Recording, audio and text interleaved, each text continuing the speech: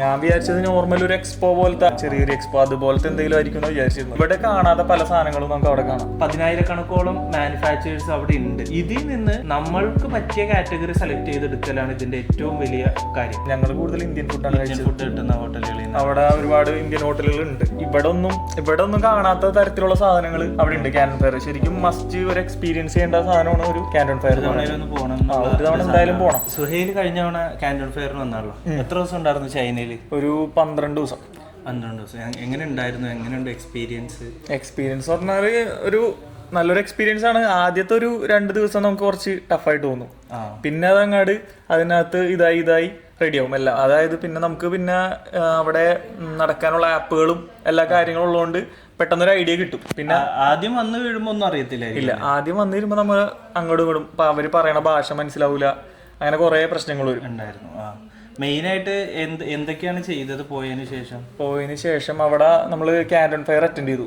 ആദ്യത്തെ ഒരു 3 days ക്യാൻറ്റൺ fair attend ചെയ്തു. പിന്നെ ഫോഷാനിൽ പോയിട്ട് നമ്മുടെ ഫർണിച്ചർ സിറ്റിയൊക്കെ കണ്ടു. പിന്നെ നമ്മളുടെ ഇതിലെ ഇലക്ട്രോണിക്സ് മാർക്കറ്റ് ഷെങ്സൻ അവിടെ പോയി. പിന്നെ നമ്മളുടെ ആ വാച്ച് മാർക്കറ്റ് അങ്ങനത്തെ സ്ഥലങ്ങളൊക്കെ വിസിറ്റ് ചെയ്തു. ഓക്കെ. ഇപ്പോൾ ക്യാൻറ്റൺ ഫെയർ അറ്റൻഡ് ചെയ്തപ്പോൾ എന്താണ് അതിനെപ്പറ്റി ഫീൽ ചെയ്തത്? എന്നുവെച്ചാൽ അത് ഭയങ്കര ഒരു ഇതാണ്. ഇത് ഇവിടെ ഒന്നും കാണാത്ത തരത്തിലുള്ള സാധനങ്ങൾ അവിടെ ഉണ്ട്. ക്യാൻറ്റൺ ഫെയർ ശരിക്കും മസ്റ്റ് ഒരു എക്സ്പീരിയൻസ് ചെയ്യേണ്ട സാധനമാണ് ഒരു ക്യാൻറ്റൺ ഫെയർ. ഒരു തവണ എന്തായാലും പോകണം. അതായത് ഇതുവരെ ഇവിടെ കാണാത്ത പല സാധനങ്ങളും നമുക്ക് അവിടെ കാണാം. ഇവിടുന്ന് പോണതിന് മുമ്പ് മനസ്സിലുണ്ടായിരുന്ന ഒരു ക്യാൻറ്റൺ ഫെയർ ആയിരുന്നു അവിടെ എത്തിയതിനു ശേഷം? അല്ലല്ല, ഞാൻ വിചാരിച്ചത് നോർമൽ ഒരു എക്സ്പോ പോലത്തെ ഇവിടത്തെ ഒരു ജസ്റ്റ് നമ്മൾ ഇവിടെ കണ്ടുപരിചയം ഉണ്ടാവുമല്ലോ ചെറിയൊരു എക്സ്പോ അതുപോലത്തെ എന്തെങ്കിലും ആയിരിക്കും വിചാരിച്ചിരുന്നത്. അവിടെ ചെന്നപ്പോഴാണ് അതിന്റെ ഒരു ഇത് മനസ്സിലായത്, സൈസ് മനസ്സിലായത്. പിന്നെ നടക്കാനാണെങ്കിൽ ഒരു ദിവസം കൊണ്ടൊന്നും ഒട്ടും തീരൂല.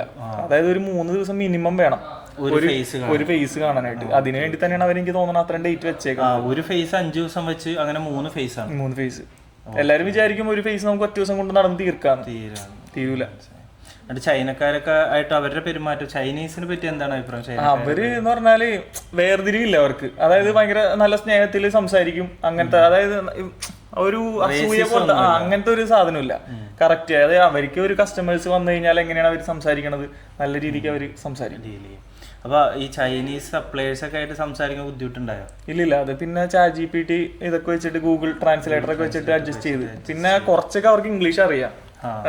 കൂടുതലും അവര് അങ്ങനത്തെ പുറം രാജ്യക്കാരായിട്ട് ഇടപഴകുന്നതുകൊണ്ട് സെയിൽസിലുള്ളവർക്കൊക്കെ അത്യാവശ്യം ഇംഗ്ലീഷ് അറിയാം. ഈ പുറത്ത് ഈ ഫുഡിന്റെ ഒക്കെ സ്ഥലങ്ങളിലാണ് ഇംഗ്ലീഷ് അങ്ങനെ അറിയാത്തത് ആൾക്കാർ. റൂറൽ ആയിട്ടുള്ള ഏരിയാസിലൊക്കെ ഫുഡൊക്കെ ഇപ്പൊ എങ്ങനെയാണ്? ഹലാൽ ഫുഡൊക്കെ കിട്ടിയായിരുന്നു? ഫുഡൊക്കെ കിട്ടും. അത് ഓരോ സ്ഥലത്ത് ഇന്ത്യൻ ഫുഡ് ഉണ്ട്. നമുക്ക് ചിലപ്പോ പറ്റൂല ചൈനീസ് ഫുഡ്. ചില അവരുടെ സ്മെല്ലും പിന്നെ ചിലപ്പോ കഴിക്കാം. പിന്നെ ഞങ്ങൾ കൂടുതൽ ഇന്ത്യൻ ഫുഡാണ് കഴിച്ചത്. ഫുഡ് കിട്ടുന്ന ഹോട്ടലുകളിൽ അവിടെ ഒരുപാട് ഇന്ത്യൻ ഹോട്ടലുകൾ ഉണ്ട്. ഷോബ എന്നൊക്കെ പറഞ്ഞ സ്ഥലത്ത് അറബിക് ഫുഡ്, അങ്ങനത്തെ ഒരുപാട് എല്ലാ ഏരിയയിലും ഒരു ഇന്ത്യൻ ഹോട്ടലുണ്ട്. പിന്നെ ഓൺലൈനിൽ ഓർഡർ ചെയ്യാം.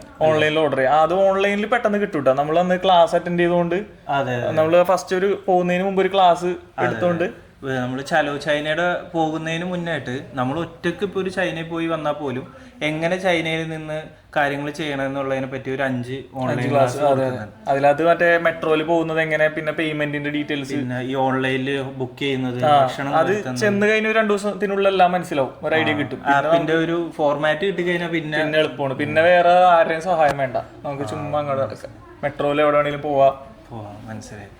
പിന്നെ ക്യാൻറ്റൺ ഫെയർ ഏതൊക്കെ ഫേസ് ആണ് അറ്റൻഡ് ചെയ്തത്? ഞാൻ മെയിൻലി നമ്മുടെ സെക്കൻഡ് ഫേസ് ആണ് അറ്റൻഡ് ചെയ്തത്. അതായത് മറ്റേ ഫർണിച്ചർ, ബിൽഡിങ്ങിന്റെ ഡീറ്റെയിൽസ്.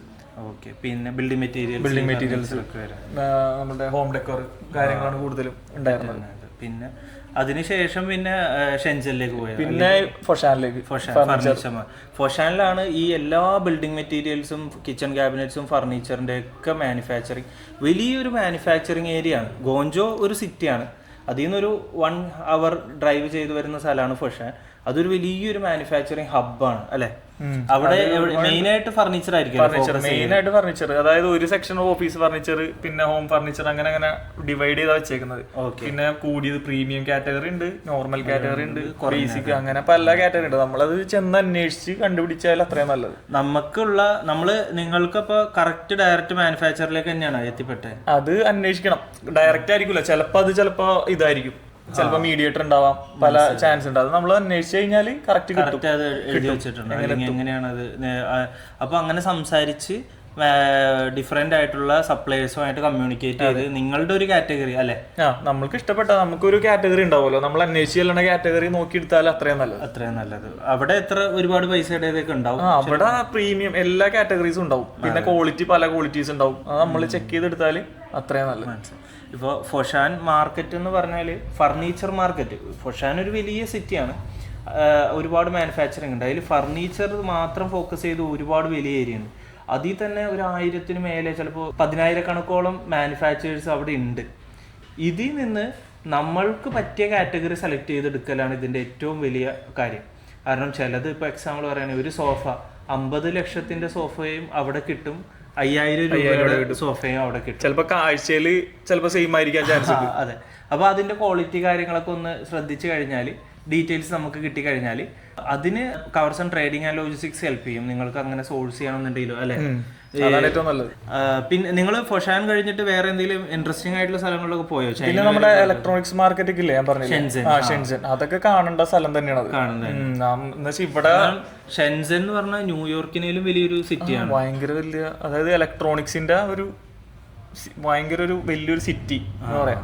എവിടെ ചെന്നാലും ഇലക്ട്രോണിക്സിന്റെ കാര്യങ്ങളാണ് മെയിൻ ആയിട്ടുള്ളത്. ഡ്യൂപ്ലിക്കേറ്റ്സ് ഉണ്ട്, ഒറിജിനലും ഉണ്ട്.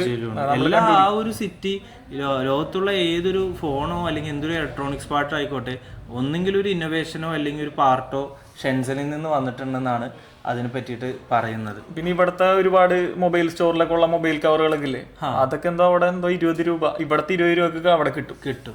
അവര് ബൾക്കായിട്ട് എടുക്കുകയാണെങ്കിൽ നമുക്ക് ഒരുപാട് സാധനങ്ങൾ എടുക്കാൻ പറ്റും. ഇപ്പോൾ ഒരു ബിസിനസ് ചെയ്യുന്ന, ഒരു ഫർണിച്ചർ ബിസിനസ് ചെയ്യുന്ന ഒരാൾ, കാരണം സുഹേലിന് അറിയാവുന്ന ഒരു മേഖല ഫർണിച്ചർ അതാണ്. അപ്പോൾ അതിനെ വെച്ചിട്ട് എന്താണ് ചൈനയിൽ പോയിട്ട് അവർ ബിസിനസ് പോലെ എടുക്കുന്നത് ലാഭകരമാണോ? ബിസിനസ് പോലെ എടുക്കുന്നതെന്ന് പറഞ്ഞാൽ നമ്മുടെ ഹോം ഇതിലേക്ക് വേണ്ടിയിട്ടാണ്, അല്ലെങ്കിൽ ഇപ്പോൾ ഹോം ചെയ്യുന്ന അല്ലെങ്കിൽ ഓഫീസ് ചെയ്യുന്ന, അതായത് ഒരു ഹൗസ് ഓണർ എടുക്കുന്നതും ഒരു ബിസിനസ്സുകാരൻ ഫർണിച്ചർ ഷോറൂമുകാരെടുക്കുന്നു, ഇതിനെ പറ്റി എന്താ അഭിപ്രായം? ഇവർ രണ്ടുപേരും എടുക്കുന്നതിനെ പറ്റിയിട്ട്? അത് എടുക്കുന്നതിന് പ്രശ്നമില്ല, പക്ഷെ അത്യാവശ്യം നല്ല മാനുഫാക്ചറർ ആയിരിക്കണം, അതായത് കണ്ടുപിടിക്കണം. ഒന്നില്ലെങ്കിൽ ഇപ്പോൾ നമ്മളിപ്പോ ഒരുപാട് നാൾ നിന്ന് നല്ലൊരു മാനുഫാക്ചറേഴ്സിനെ കണ്ടുപിടിച്ചുകൊണ്ട് നമുക്ക് നല്ല മെറ്റീരിയൽസ് കിട്ടും. അതുപോലെ ഇപ്പോൾ ഫർണിച്ചർ തുടങ്ങുന്നവരാണെങ്കിൽ അതുപോലെ കണ്ടുപിടിക്കാൻ ഇറങ്ങിത്തിരിക്കുകയാണെങ്കിൽ അവർക്ക് നല്ലതാണ്. അല്ലെങ്കിൽ ചുമ്മാ പോയി ഒരു 10 ദിവസം പോയി വന്നിട്ട് കാര്യമില്ല. അല്ലെങ്കിൽ നമ്മളെ പോലുള്ള ആളുകളുടെ ഹെൽപ്പ് ചെയ്യണം. ഞങ്ങൾ അതിനെ ഹെൽപ്പ് ചെയ്യുന്നുണ്ട്. ഇപ്പോൾ അവിടെ ഫർണിച്ചർ എടുക്കാൻ പോകുന്നവരാണെങ്കിലും ഫർണിച്ചർ ഷോറൂം നാട്ടിൽ നടത്തുന്നവർക്കാണെങ്കിലൊക്കെ ഫർണിച്ചർ അവിടെ നിന്ന് എടുത്തു കൊടുക്കുന്നവർ, അവിടെ ക്വാളിറ്റി ചെക്ക് ഉണ്ടാകും, അവരായിട്ട് കമ്മ്യൂണിക്കേറ്റ് ചെയ്യണം, ഫണ്ടിന്റെ കാര്യങ്ങൾ ഹാൻഡിൽ ചെയ്യണം, നെഗോഷിയേറ്റ് ചെയ്യണം, ഇതിനൊക്കെ ഹെൽപ്പ് ചെയ്യും. അതായത് ഫസ്റ്റ് ചെന്ന് പെട്ടിട്ട് ഒരു കാര്യങ്ങളിൽ പോയി പെട്ടിട്ട് കാര്യമില്ല. നമ്മൾ ആദ്യം അതിനെക്കുറിച്ചൊന്ന് പഠിച്ചിട്ട് ചെയ്യണതാണ് ഏറ്റവും നല്ലത്. പിന്നെ ഇനിയിപ്പോ ഫർണിച്ചർ അല്ലാതെ വേറൊരു ബിസിനസ്സുകാർ, ഇപ്പോൾ സുഹേലിന്റെ കാറ്റഗറി അല്ലെങ്കിൽ പോലും, എന്താണ് ചൈനയിൽ പോകുന്നതിനെ പറ്റി, ഒരു മനുഷ്യൻ ചൈനയിൽ പോകുന്ന, അല്ലെങ്കിൽ ഒരു സുഹേലിന്റെ പ്രായത്തിലുള്ള ഒരാൾ ചൈനയിൽ പോകുന്നതിനെ പറ്റി എന്തായാലും നല്ലൊരു അഭിപ്രായമാണ്. അതായത് അവിടെ ചെന്ന് കഴിഞ്ഞാൽ നിങ്ങൾക്കൊരു ഐഡിയ കിട്ടും. ചിലപ്പോൾ നിങ്ങൾ ഒരു ഐഡിയ ഇല്ലാണ്ടായിരിക്കും പോകുന്നത് അങ്ങോട്ട്. അവിടെ ചെന്ന് അവിടുത്തെ ഒരു കാര്യങ്ങളൊക്കെ കണ്ടു കഴിയുമ്പോൾ നിങ്ങളുടെ മനസ്സിൽ ചിലപ്പോൾ വേറെ എന്തെങ്കിലും പുതിയൊരു ബിസിനസ് ഐഡിയാസ് അല്ലെങ്കിൽ എന്തെങ്കിലും തുടങ്ങണം എന്നുള്ളൊരു സാധനം വരും. സുഹേലിന് എന്തെങ്കിലും തുടങ്ങണമെന്ന് ഐഡിയ കിട്ടിയോ? എനിക്ക് കുഴപ്പമില്ല. ഇപ്പൊ ഈ ഫർണിച്ചറിന്റെ കാര്യങ്ങൾ തന്നെയാണ് ഞാൻ മെയിൻ ആയിട്ട് ചെയ്തത്. അതിൽ തന്നെ ഒരുപാട് പുതിയ ഫർണിച്ചറുകളും ഒക്കെ കാര്യങ്ങളും പിന്നെ ഒരുപാട് ഇപ്പൊ ഒരു 1 month ഒക്കെ നിൽക്കുകയാണെങ്കിൽ കുറച്ചും കൂടി ഡീറ്റെയിൽ ആയിട്ട് കിട്ടും. നമ്മൾ അധികം നാളുണ്ടായില്ലോ, കൂടുതലും നമ്മുടെ ഫർണിച്ചർ ഫീൽഡിൽ തന്നെ നോക്കിയോണ്ട്. കാൻഡോൺ ഫെയറിന്റെ ഇൻവിറ്റേഷൻ വെച്ചിട്ടല്ലേ? അതെ, കാൻഡോൺ ഫെയറിന്റെ ഇൻവിറ്റേഷൻ വെച്ചിട്ട് പോയി.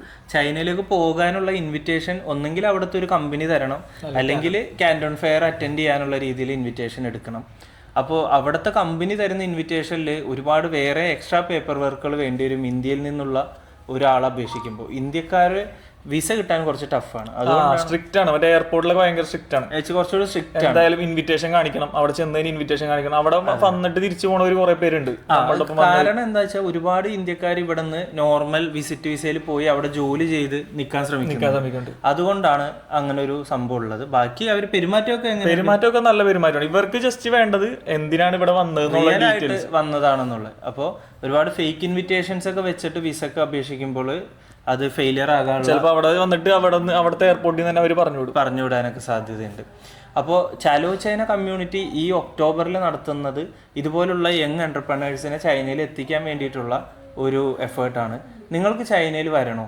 അത് ഇപ്പോൾ ഇന്ത്യയിൽ കിട്ടുന്നതിൽ ഏറ്റവും ഒരു ബെസ്റ്റ് പാക്കേജ് പാക്കേജാണ്. നിങ്ങൾക്ക് അവിടെ വരാൻ പറ്റും. കൂടുതൽ ഡീറ്റെയിൽ അറിയാനായിട്ട് നിങ്ങൾ ചലോ ചൈന എന്ന് കമൻറ്റ് ചെയ്യാം.